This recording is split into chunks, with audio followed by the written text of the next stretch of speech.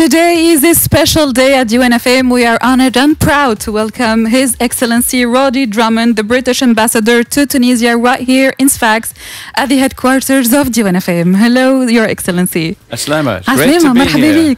شكرا على الاستضافة. Thank you so much. It's a pleasure to have you here in DiwanFM. We'll be talking about your visit to the South, a visit that highlights the bond and the strong collaboration and cooperation between Tunisia and the United Kingdom.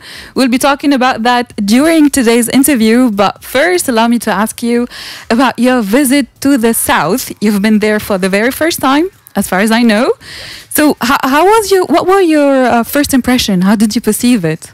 So I was really struck by the difference between the south and the deep south of Tozeur and Tataouine compared to the bits of Tunisia I've got to know in my first year.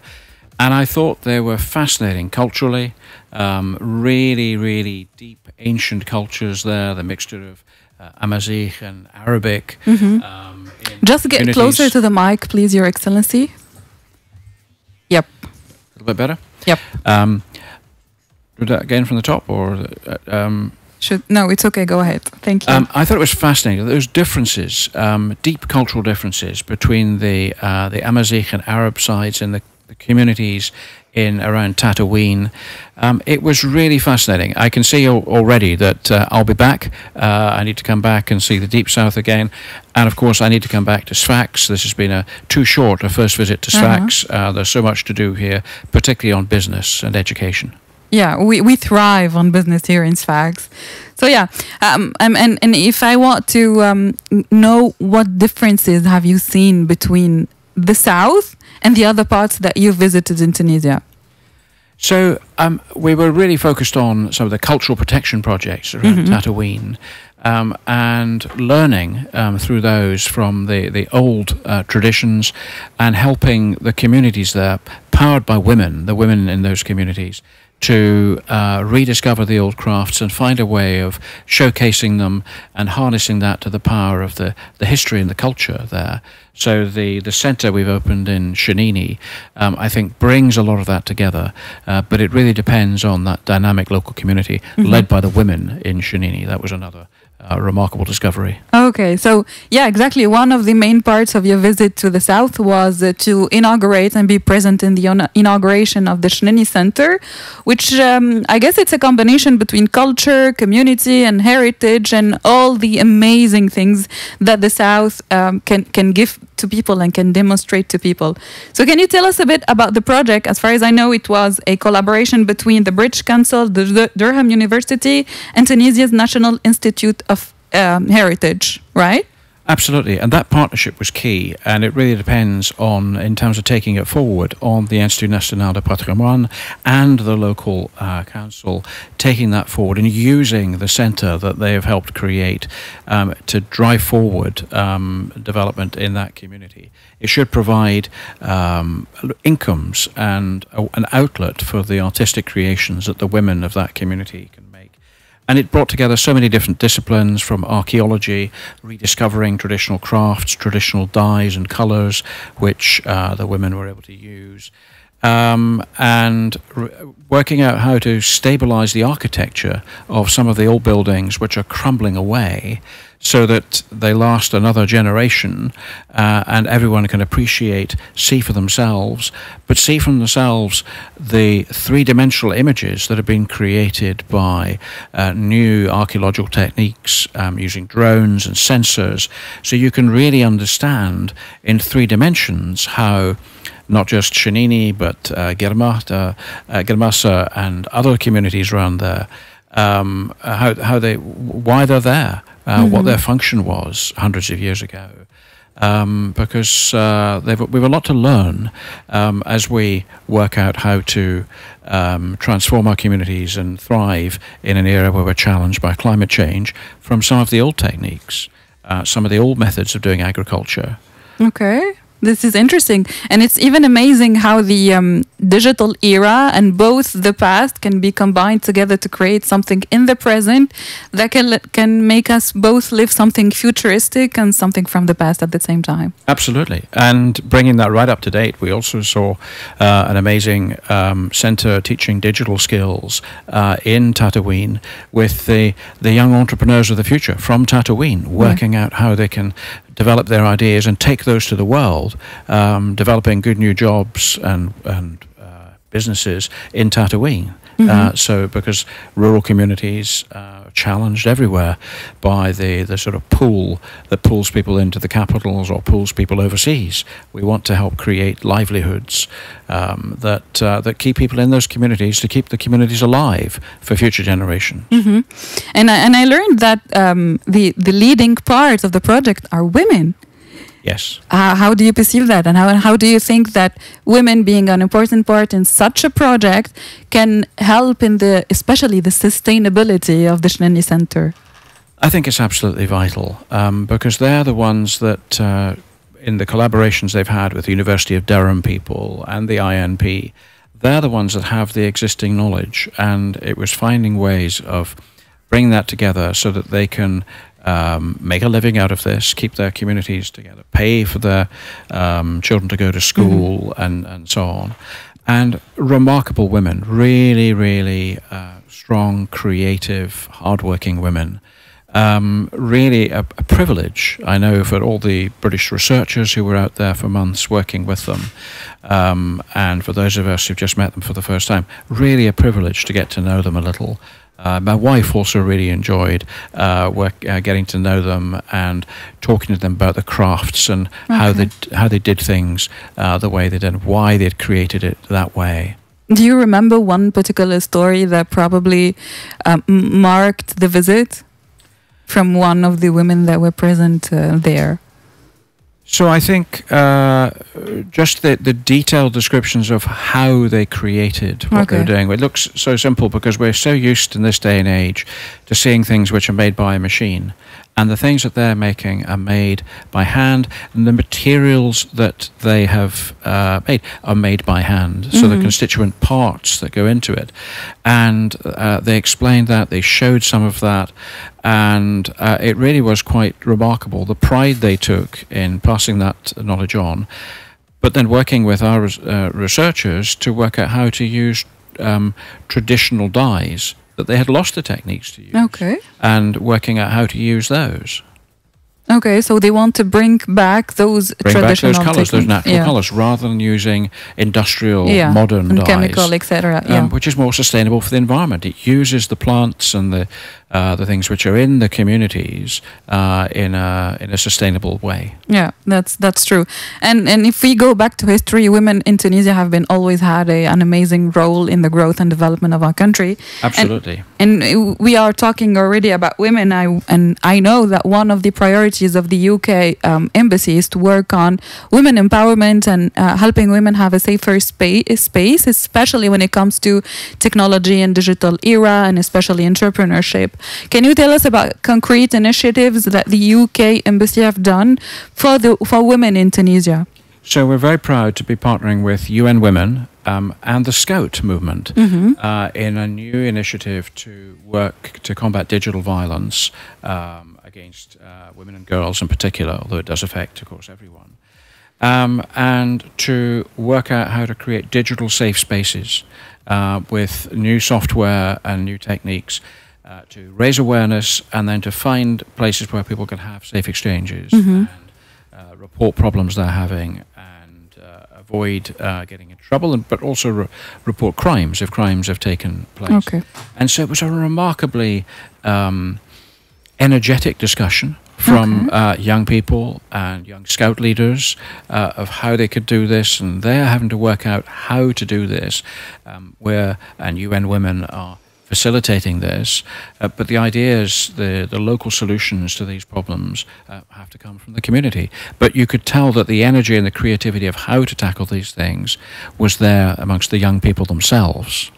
Okay, so yeah, young people in Tunisia are trying to fight so hard for a better future, and that's something I'm personally proud of, because we didn't give up. We didn't give up, at least after everything that happened in the world, not only in Tunisia.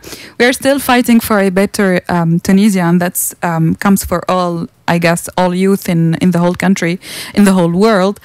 My next question would be more like, when it comes to your experience, one advice you can give to women in Tunisia today? So I heard so many examples from Tunisian women who have the courage to speak up, who were prepared to reach out for support in different ways.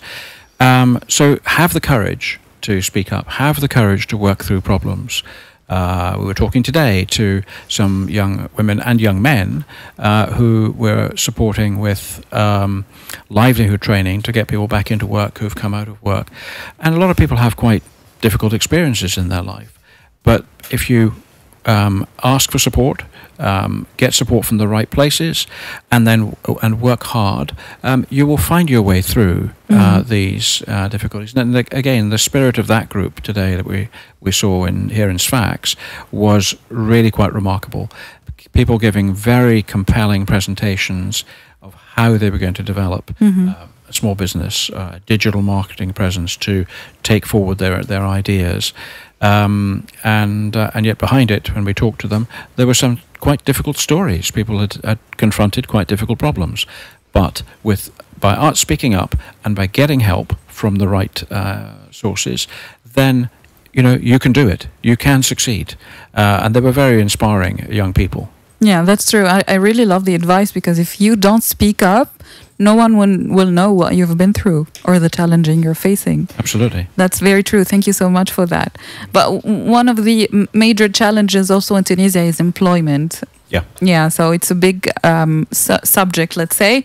And here I would love to know the initiatives that the UK embassy in Tunisia have been trying to do to help, especially with the gap of employment. And even if not employment itself, even education, trying to skill up the young Tunisians in order for them to have a better future or better opportunities in job market. Yeah.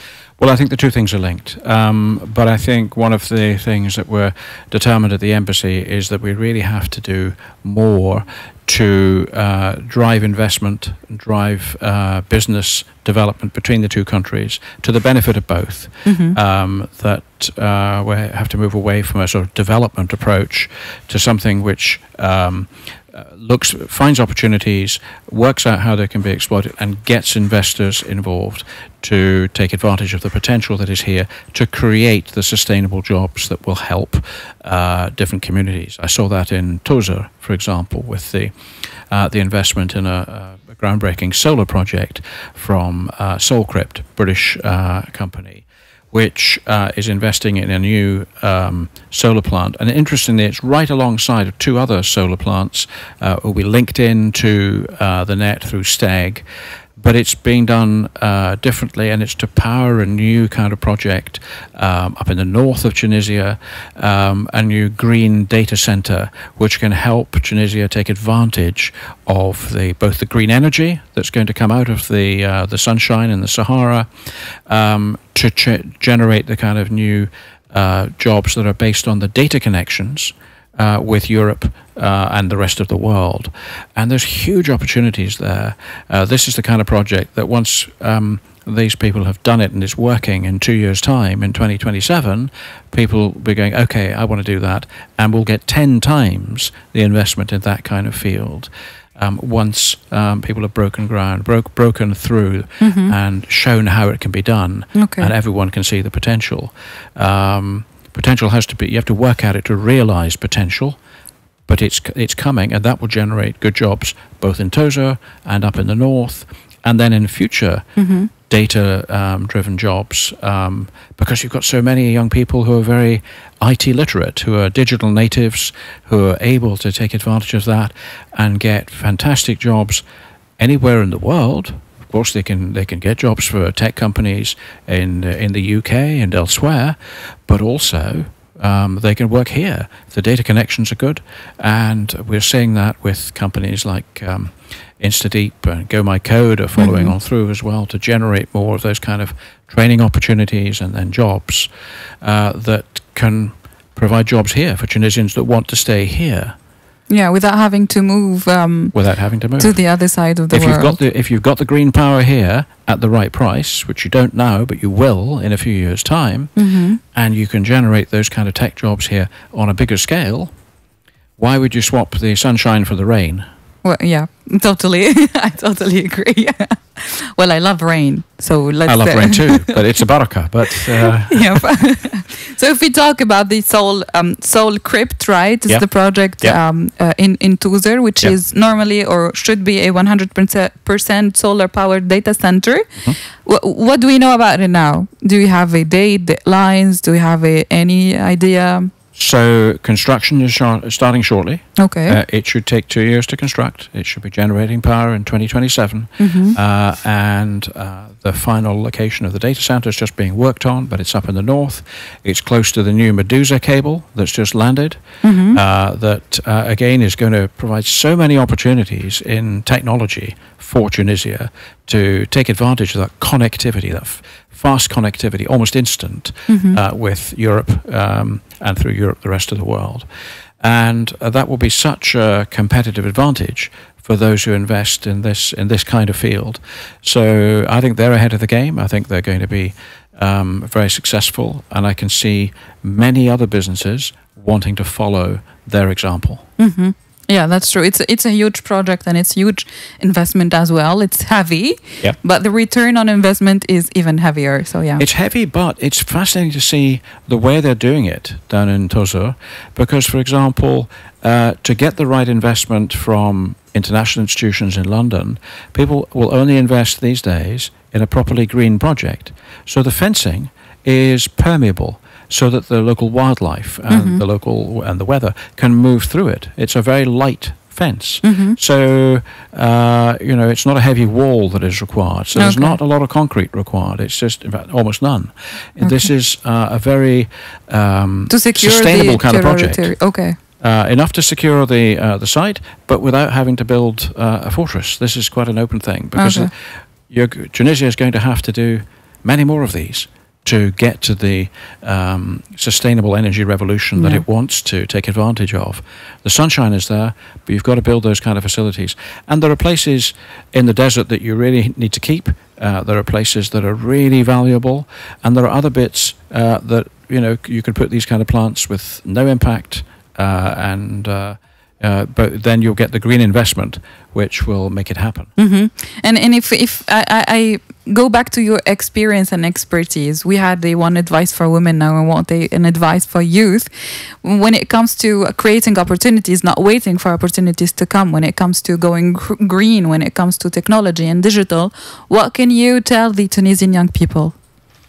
So work hard, study, and be prepared to change what you're working on, because many of the industries that you will be working in, or the companies you'll be working for, do not yet exist.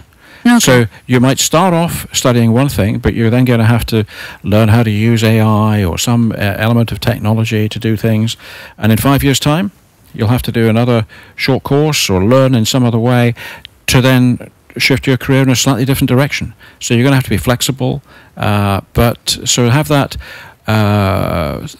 enthusiasm for learning, and keep learning. I mean, I'm still learning. I'm an older man, but I'm still learning new things every month, and it's what keeps you young, keeps you agile, and even more so for this next generation coming through. Yeah, it is definitely needed to be able to cope up with any change that can come to the world. Yeah. Thank you so much. I guess before wrapping up, we need to learn a bit of your personal experience, Your Excellency. And especially if we talk Tunisia and if we talk Tunisian people, we adore food. All our celebrations are related to food. I guess you've been here for a year or so. For a year now, yeah. Yeah, and you already can see that we adore food in any celebration that we have. Right? It's at least 3 meals a day, sometimes more. It's more. Usually it's more. What was your favorite dish for in Tunisia? The weirdest, like you never had it before, and the tastiest one. So in the dessert department, kakwarka definitely has my vote because it's so light. But there was a really special one I found in Tatooine the other day, which was a little heavier and stickier, but it was amazing. Okay. I can't remember what it was called, but it was a long, thin dessert. But different types of couscous with the stuffed squid. Okay. It's fantastic. That's its Sfaxian tradition. That's a Sfaxian tradition. Yeah. You see, I had it Everything in Tunis. related to No, in Tunis they didn't tell me it was from Sfax. Because we expand. We bring our knowledge everywhere. But everything related to couscous and fish, it's mainly in Sfax. So I need to come back to Sfax and have more here. Yeah, definitely. We found some amazing places today. The Nada's Bakery with the old way of making bread, absolutely wonderful. And I love the old restaurant where the kiln for making the kebabs was over 100 years old. Okay. And it was yum. Yeah, I could maybe a second lunch is an order. Okay. Well, that's interesting. And if we talk about the language itself, I know you've been you worked in the Middle East and in the Gulf, etc. But the Arabic there, it's totally different from the Tunisian dialect. أيوة مختلف كثير من اللغة العربية في الخليج أو في الأردن والسورية شوي والسر كثير. شو الكلمات اللي حفظتهم? The words that you learned from Tunisia. Aishik is so different from Shukran and Aslama. You know, it's everything is with a Tunisian with twist. a tone. We love having it. Yeah. Yeah, I love it. I mean, it's so rhythmical. I'm still getting up to speed. I'm still learning so much, but it's a beautiful language. Okay, thank you so much. We do love our own language because it feels so much like us, and it brings different cultures that we've lived for 3,000 years before, and here it comes. It created the Tunisia we are today. Yeah, absolutely, so many layers. Yeah, exactly. And if I give you the chance to describe Tunisia in one word, what would that be, Your Excellency?